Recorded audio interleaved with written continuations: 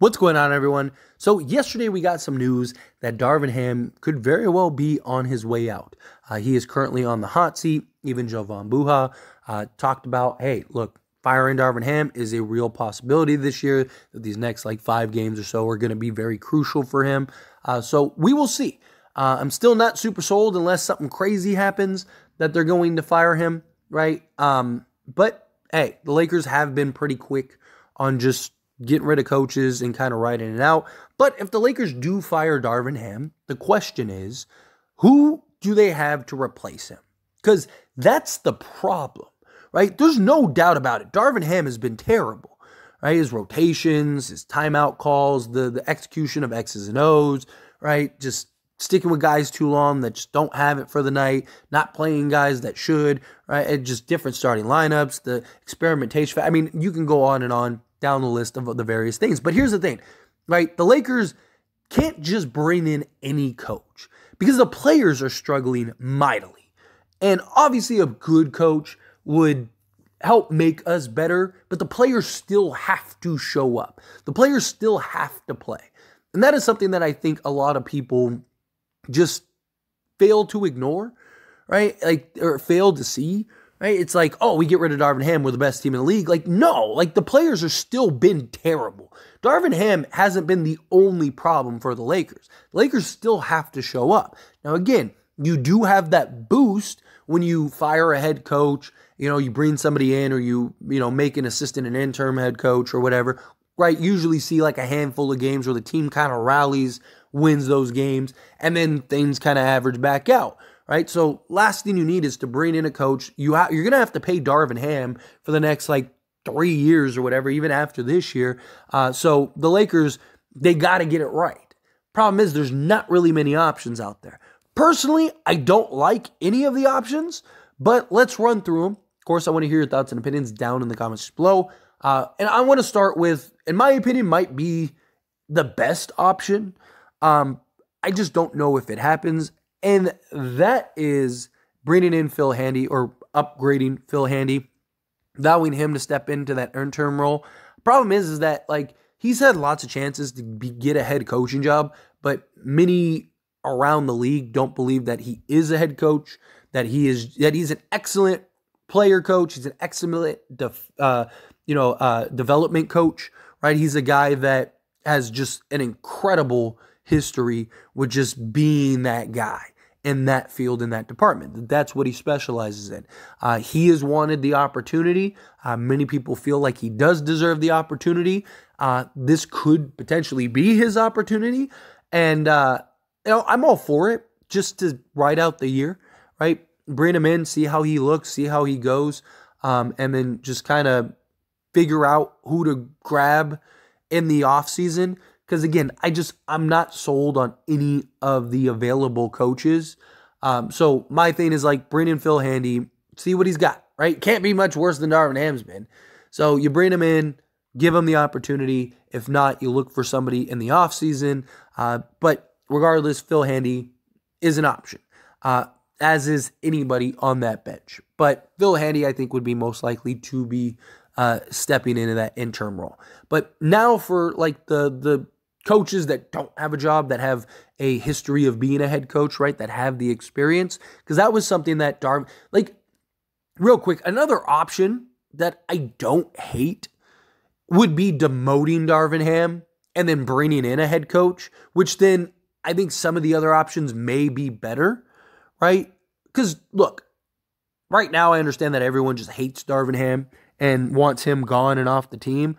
Right? And look, if he's completely lost the locker room and guys just can't stand him, then you got to let him go regardless. But if it's just kind of no, we love the guy, he just is not qualified to be a head coach, then I don't hate the idea of him being an assistant again, because he was very good as an assistant. And on top of that, he has qualities that are excellent. He's just not good at the intricacies of being a head coach. Right? But he's very good, or bringing in one of these guys as the assistant, right? Bringing him in just to kind of be the X's and O guy, right? If you don't want to fire Darvin Ham, just be hey, Ham, you get to still be the face We still want you defensively because that is undeniable. He's been excellent defensively, right? So it's like you're going to be that face. You're going to be the guy that talks to the media. You're going to be the guy that, continues to do what you're going to do. But we're going to go get somebody that has a little more experience that can kind of handle the ins and outs and intricacies of the game for you and kind of hold your hand here a little bit. I don't think that they would say it in those terms, but you get my point, right? So I don't hate the idea of him dropping to be an assistant or staying on as head coach and bringing somebody else in that has more experience. Only if the team is like, no, we love him. He's just not ready for a head coach, right? So wanted to say that too. But moving on to the actual head coaches, right? Doc Rivers and Mark Jackson are the names that are thrown around the most. These are two guys that look, if I had to pick between the two, I would pick Mark Jackson, but he doesn't have a head coaching job for a reason. However you feel about it, if you don't know what I'm talking about, go look it up. I'm not here to kind of go through the ins and outs of that.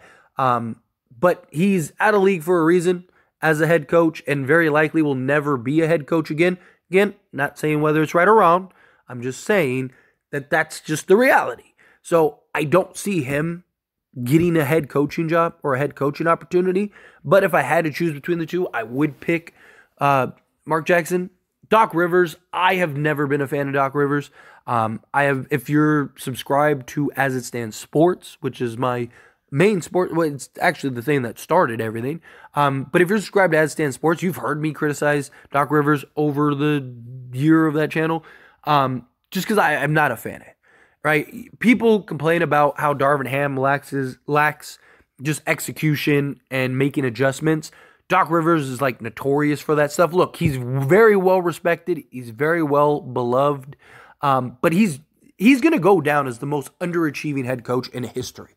I mean, think of all the talent, all the teams that this guy has had, and just as underachieved in every aspect of the word, right? I mean, he had a Boston team that was arguably the best team for like 3 to 5 years and won one NBA championship. He had a Clippers team that was one of, if not the best teams in the league for like a 7-year span, Lob City and all that stuff, and underachieved. He's a career second-round exit type coach, right? He's going to go down for having the record of most blown 3-1 leads, being the most losing coach in playoff history, all of that. I just don't think, I don't see him as an upgrade over Darvin Ham. I see him more as a lateral movement, right? So I'm not a fan of Darvin Ham of Doc Rivers. I just think that him and Darvin Ham are kind of one and the same. But again, let me know your thoughts and opinions. Next up, you got the Van Gundys, right? They haven't coached in a while. There's always a question with these guys, right? Like, are they kind of outdated? Jeff and Stan are very famous in the world of coaching, but again, questions about can they get the job done? And them being out of the circle for so long, is that something that makes sense for the Lakers? But they are two guys that are available. They are two guys that have a history. Stan Van Gundy was the most recent coach. He was even with the Orlando Magic when they went to the finals and stuff. So, again, not really my favorite choices, but they're definitely worth at least mentioning. I think that the Lakers would not even entertain them personally, but you never know. And if I'm not mistaken, these two guys both interviewed for various jobs throughout the league. So, I mean, there is still interest in them as a head coach, but there are a lot of questions of like, are they still those guys? Like, are they kind of outdated?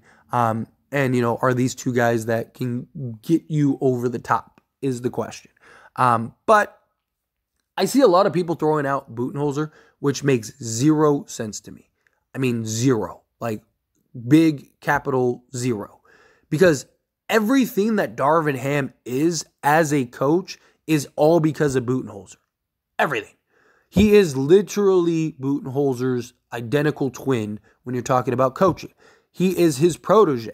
The reason Budenholzer got fired from the Milwaukee Bucks was all of the same reasons that the Lakers are interested in firing Darvin Ham, right? underachieving at times, not calling timeouts when need be, right? Lineup and rotation issues. Like, there's been a lot of questions. I understand he won a championship with the Milwaukee Bucks, right? But there have also been many bad coaches that have won championships, right? So again, it's like, or have gotten to the finals and stuff. So I don't understand why people will be like, oh, fire Darvin Ham and bring in Bud, when he literally is Darvin Ham, just with more years as a head coach.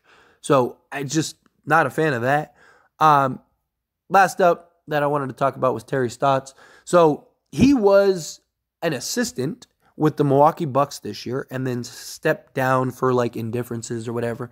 I don't hate him, right? Like he might be my favorite, like just to, I don't know if I'd want him long term, if I'm being honest, but like he might be my favorite option out of just anybody that we could get on this list, right? So, but again, it's not somebody that I'm like, oh man, Terry Stotts, that's the guy, right? Go get Stotts. Like he's the one that's gonna write the franchise.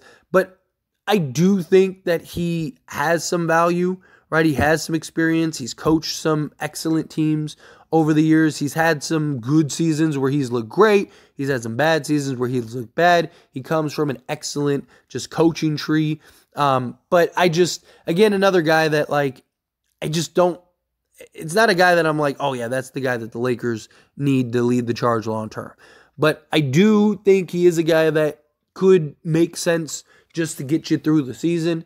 Kind of, maybe work it out where it's like, hey, you don't have a job. You wanted a job. You're working for the Bucks. Now you're not. Like, we'll pay you to get through the year and then kind of gauge where we're at from your standpoint and our standpoint and see if that's the direction we want to continue to go.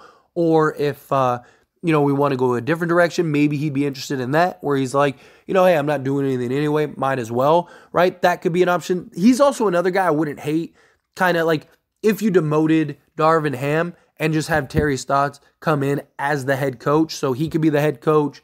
He's better with the X's and O's. Again, not a great coach, but better with the X's and O's. Some people think he's a great coach. I'm not super sold on him, but again, better with the X's and O's than Darvin Ham is. Darvin Ham can focus on the defense. He can focus on the offense. And I just think you'd get a better balance. But anyway, as always, this is a discussion, so I pass the question on to you. Let me know your thoughts and opinions down in the comments below. What do you think? Are there anybody on this list that you like? Is there anybody that I didn't mention that you like? Again, I'm not really sold on any of these coaches. I just am not. But you never know. Do you even think that Darvin Ham gets fired? Again, however you feel, whatever your thoughts are, I would love to hear them. So let me know down in the comments below. That being said, if you haven't liked this video, hit that like button. It helps me out a lot. Let's me enjoy these types of videos, and I truly appreciate it. Not subscribed to the channel, hit that subscribe button. Turn on the bell notifications. Appreciate you all. See you in the next one. Thank you.